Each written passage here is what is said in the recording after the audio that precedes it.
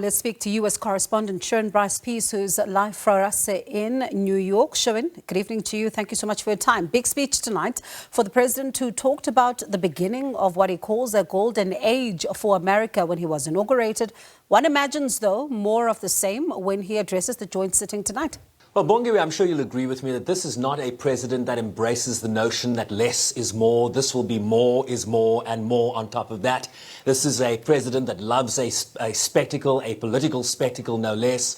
And he has the landscape here that the United States Congress provides for this, his first speech since being inaugurated, and his first speech to a joint sitting since he was last president 5 years ago. He has a Republican majority in the House and the Senate. He will have a Republican speaker behind him, flanked by a Republican vice president in the name of J.D. Vance. So this will be a moment where Trump will build on that notion of a golden age for America. He will strike at hyperbole, right? This is not a president that is shy to embellish and talk about how great the work that his administration is doing and is undertaking. He will boast a lot about, this possibly is the greatest 6 weeks in the history of America as a country, right? Given just how quickly they have moved here in terms of their executive orders and their actions that have had both domestic and global and international implications. So we expect him to put his best foot forward here in terms of emulating and elevating the work that has been done by his administration in the last 6 weeks. And this will be a primetime address. He'll speak at around 9 p.m. local time, which is 4 a.m. your time tomorrow morning, Bongiwe. So I hope you'll be up with me to watch. I definitely will be. Cannot wait to hear what he says. As you say, that more is more and more on top of that. And as we heard earlier, that half will like what he says and half will hate it. But what are some of the key issues, showing that he's likely to address, and who are some of the individuals likely to feature in his remarks? Well, at the last count, we have, over 70 plus executive orders that have been signed. So I imagine that he will tabulate and review some of those executive orders. So what are the sort of top billings here? It's things like, the national emergency at the southern border, illegal undocumented immigration, and the deportation of people from the United States. He's likely to focus a lot on his tariff agenda, right? Tariffs on all countries. We saw the implication and the imposition of tariffs just this morning on Mexico and Canada, 25% tariffs. And we understand that those countries will be reciprocating. And tell you, the last time I looked at the numbers at the stock exchange here in New York, the Dow Jones was down almost 800 points. So the world will begin to react to this, and that will in large part be a big focus here of the president. He will also likely talk about the work that Elon Musk, right, the South African-born billionaire that leads the Department of Government Efficiency, that has been spearheading slashing of the federal bureaucracy, slashing the federal workforce.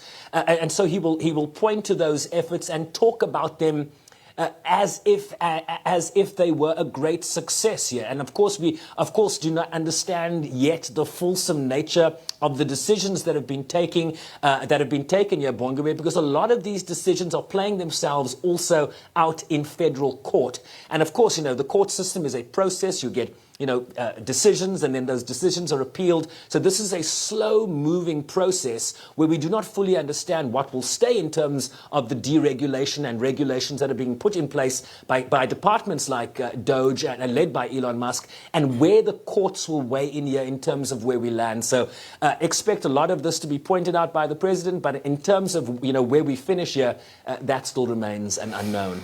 And I'm keen to hear what the role you think the Democrats who find themselves in the opposition benches, for example, and have been criticized for being feckless in the response to sweeping changes, some even testing the boundaries of constitutionality that has characterized Trump's first 6 weeks. How are they likely to respond, and what's their role here?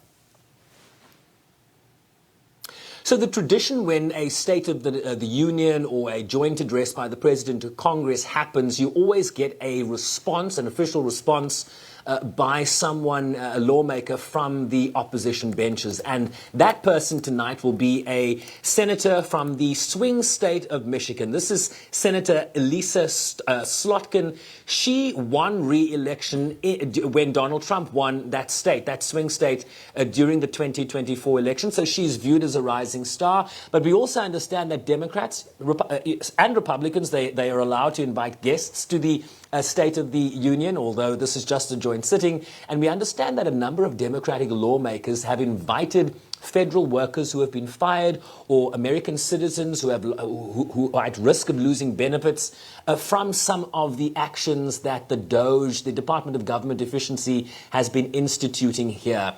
Their posture will be closely watched, right? I mean, you'll have a lot of applause coming from the Republican benches. How will Democrats respond to what President Trump is saying? Will they be quiet? Will they be muted? Will they walk out? We don't know. But they have been diminished, certainly, in the last 6 weeks here.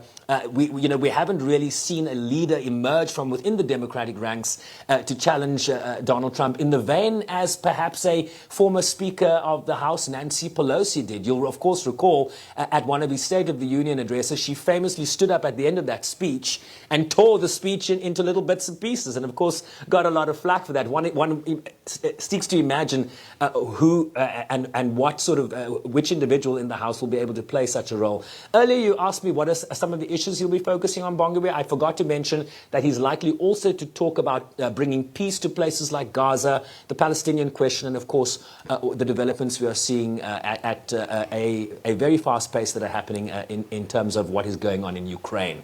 So forgive me, those are the two issues that he will look at internationally as well. Still chasing the Nobel Peace Prize. I'll tell you what, come 4 a.m., I'll be up with you. We'll certainly watch, exchange notes. Let's see what he says. And of course, see if a number of issues, as you say, are definitely likely to pop up. But thank you so much for that. That's my colleague there, U.S. correspondent Sharon Russ-Peace, live for us from New York.